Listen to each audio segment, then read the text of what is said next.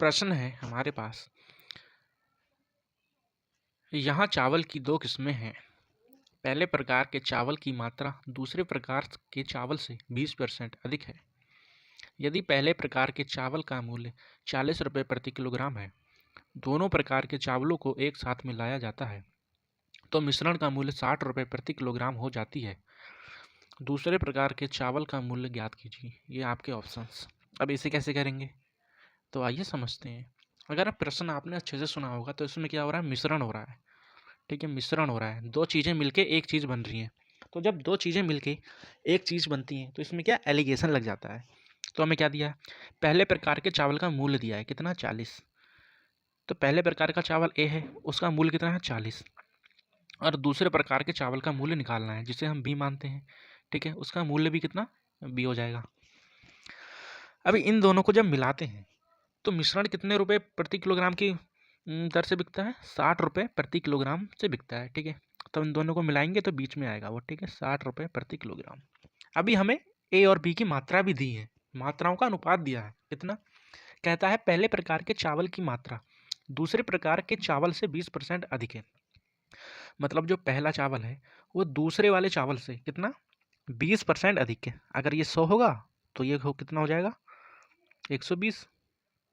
ठीक है, इसको अगर हम सॉल्व करेंगे अनुपात में तो ये आ जाएगा 2 पंजे 10, 2 6 12। ठीक है, ये क्या आया, उनकी मात्राओं का अनुपात।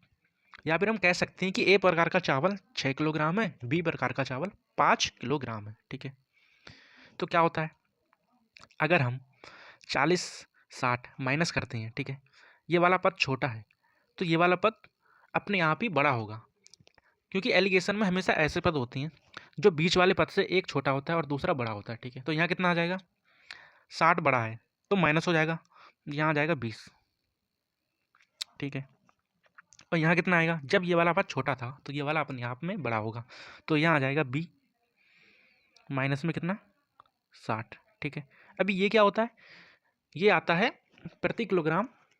ठीक है, मात्रा, किलोग्राम की मात्रा, मतलब ए प्रकार का जो चावल था वो कितने किलोग्राम था, बी प्रकार का चावल कितना किलोग्राम था। ठीक है, वो मात्रा हमारे पास निकल के आती है।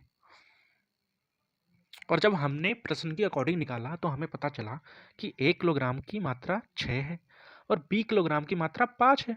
इनका अनुपात दिया है। अभी जब एग्जैक्ट वैल्यू हम देखें तो बी प्रकार का जो चावल है उसका जो मात्रा है वो 20 किलोग्राम है, लेकिन हमें तो पता चला कि 5 किलोग्राम है। इसका मतलब क्या हुआ, 5 की वैल्यू हमें 20 दे रखी है।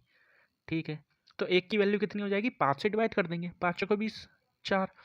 अभी जब 5 की वैल्यू 20 है और 1 की वैल्यू 4 है तो 6 की वैल्यू कितनी हो जाएगी, 6 चक्को 24। ठीक है, अभी हमारे पास क्या आया, ए प्रकार के चावल की किलोग्राम मात्रा, मतलब ए प्रकार का चावल कितने किलोग्राम है, वो आ गया हमारे पास 24।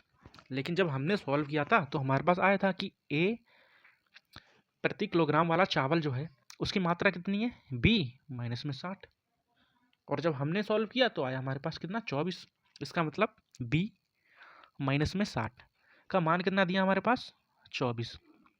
और हमें बी का मान निकालना है तो क्या हो जाएगा, ये माइनस में उस साइड जाके प्लस में हो जाएगा। तो बी का मान हमारे पास आ जाएगा 4 6 7 और 1 8, कितना, 84। ऑप्शन नंबर थर्ड हमारा राइट आंसर। ठीक है, समझ में आया। जब भी दो चीज़ मिलके एक चीज़ हो रही हो, ठीक है, तब मिश्रण एंड एलिगेशन, मतलब एलिगेशन लगेगा लगेगा लगेगा। इसको अगर बेसिक से किया जाए तो ये बहुत लंबा जाएगा, एग्जाम में करने के लायक वो है ही नहीं। तो इसी को समझो और इसी को करो। ठीक है, धन्यवाद।